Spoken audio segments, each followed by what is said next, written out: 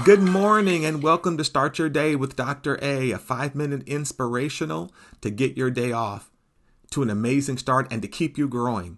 Today, as we continue our study on image and identity, we come to the letter T, which stands for transformed. Romans 12:2 says this: don't copy the behavior and customs of this world, but let God transform you into a new person by changing the way you think. Here's the result of that. Then you will learn to know God's will for you, which is good and pleasing and perfect. Don't you want to know God's will? Yes, He wants you to know it. And it's based on our transformation. Today, I want to talk to you today about building your cocoon. It's from that phrase, let God transform you. You know, that word transform comes from the word, and we get the word metamorphosis from it.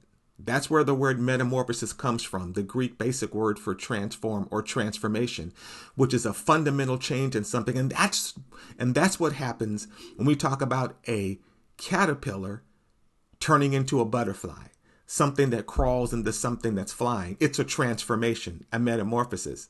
But you know what? Before that caterpillar can turn into a butterfly, it manifests itself or it makes a cocoon. You know what a cocoon is? It's an envelope or a small encasement which an insect forms, when it's in this beginning forms about themselves. They make their own cocoon to help them to go from that beginning stage growing into an adult. That stage between the larva, which is their beginning stage, and then becoming a full adult is called the pupa stage. And that stage is crucial and vulnerable. And that's why they build a cocoon around it. You know what? You need a cocoon.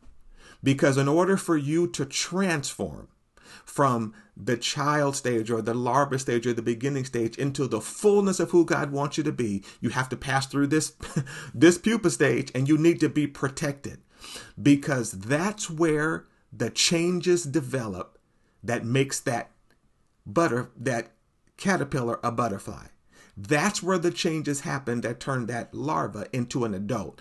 That's where the changes happen, where it changes an insect that crawls into one that flies. And you know what? That stage is very crucial. It's vulnerable. It's open.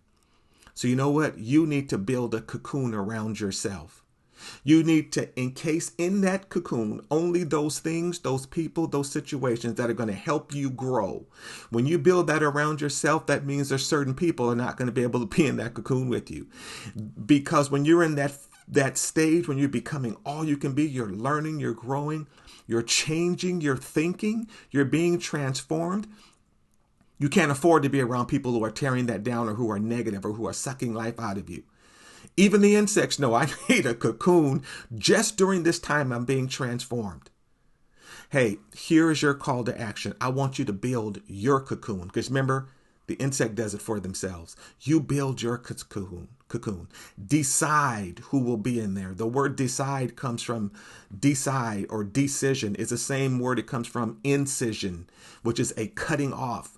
Who or what needs to be cut off that don't need to be in that cocoon stage with you, because you need that protection while you're growing.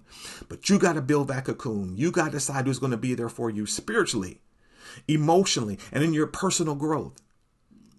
Build your cocoon. Keep out anything that's not going to help you grow, because you're in that vulnerable stage of growing, because at the end you're going to be transformed. You're never going to crawl again. It's time for you to fly.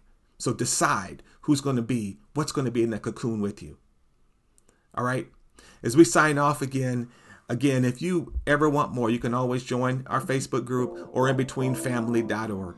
See you next time on Start Your Day with Dr. A.